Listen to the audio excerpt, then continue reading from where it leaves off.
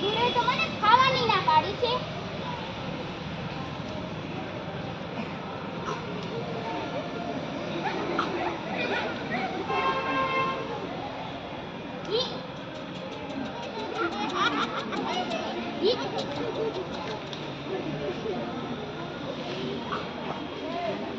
પ્રણામ ગુરુજી, હું ગાયો ચરાવીને આવતો રહ્યો.